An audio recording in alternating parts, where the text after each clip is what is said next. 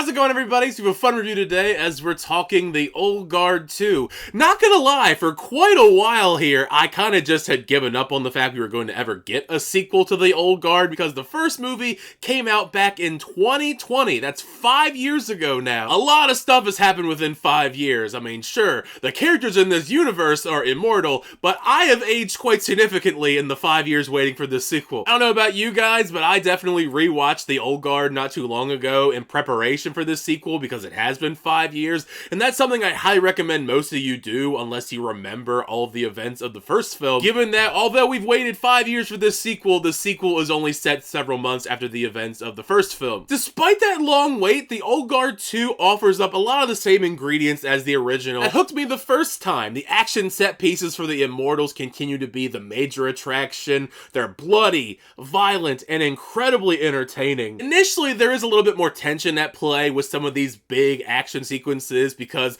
unlike in the first movie, there's actually some people in this team that aren't immortal anymore. Yet that doesn't stop the majority of the battles across the sequel from being high-octane fun. They really waste no time getting into the action, kicking off the opening, giving you a little bit of everything. Huge car chase where someone's hanging off the side of a car. Kiki Lane is spraying an SMG off of a boat. Then there's Charlize Theron being her badass self once again, kicking ass. Immortality or not, Charlize Theron continues to be the best thing about The Old Guard, in my opinion. Andy continues to be an extremely interesting protagonist, and that's besides the fact that Charlize Theron is just a badass action movie star, and most of the well-choreographed fights throughout the film involve her. Not all of the fights in The Old Guard 2 are as great as the original film. There's a couple action sequences depending on who's the one fighting. It very much looks like a fight that's slowed down because it is choreography, which is never ideal in an action movie setting. The main attraction here and the thing to get excited about if you're an action movie fan like myself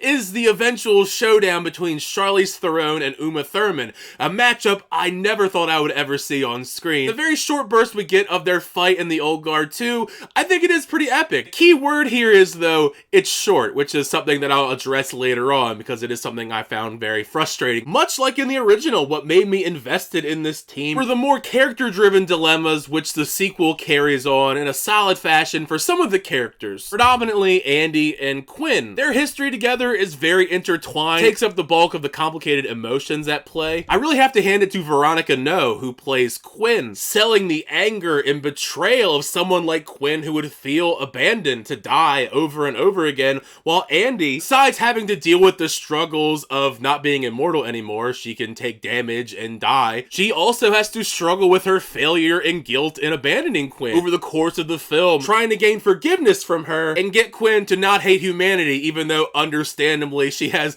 a pretty solid reason for hating humanity because she's been dying over and over again in the water in an Iron Maiden. Even if I enjoy the all-around story and the drama revolving around Andy and Quinn, what did bum me out though, the rest of the team largely are sidelined with very little to do story-wise. All of the other members, including Booker, who was not exiled for very long after all, they are heavily involved when it comes to the big action set pieces throughout the film. When it comes to the actual character work and arcs, they're not very well developed. Most frustrating for me personally was Kiki Lane's character Niall, someone that I really loved in the original Old Guard. Here in the sequel, only a few months have passed, so she's still learning the ropes under Andy about being an immortal. What is kind of weird here for Niall, several other characters and us the audience learn that Niall is surprisingly powerful and has an integral role in the future for the Immortals, but she doesn't learn any of that by the conclusion, so that among many different plot threads are incredibly undercooked for the sequel. As far as new additions go, there aren't too many. It's always lovely to see Henry Golding in projects, but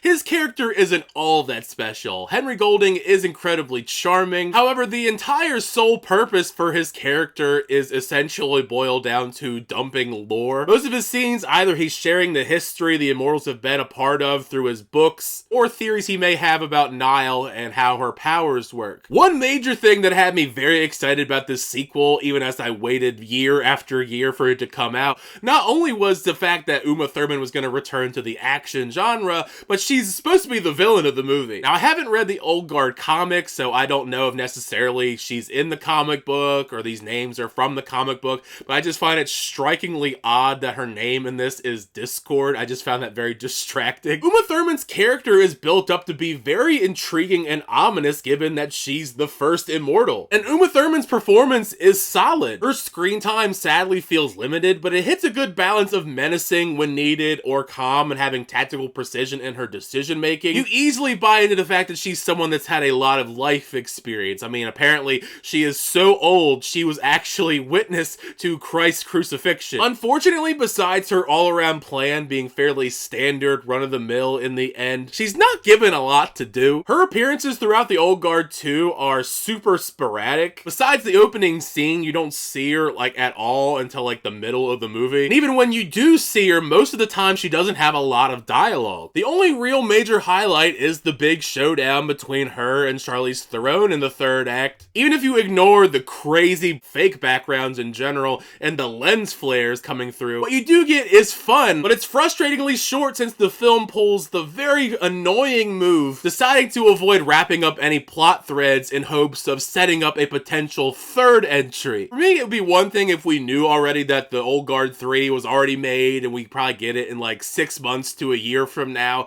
but we have no idea if we're gonna get an Old Guard 3. All around, while the Old Guard 2 isn't as strong as the first film, it delivers more or less a decent action experience bringing the cast together again. The ending, I do admit, does leave a sour taste in my mouth because I was for the most part satisfied and then they had to pull the rug out from under me. And now essentially in retrospect, this sequel is a big setup movie for a potentially bigger, more awesome third film. Who knows if we're gonna get it? Once you get a chance to check out the Old Guard 2 though, make sure you share your thoughts down below. What'd you think of the film? Did you like the film? Did you not like the film? Thank you guys, as always, checking out videos. I always do appreciate it. Make sure to like on the video and also subscribe to the channel so we reviews, reactions, unboxings, and more. Until next time, I'll see you guys later.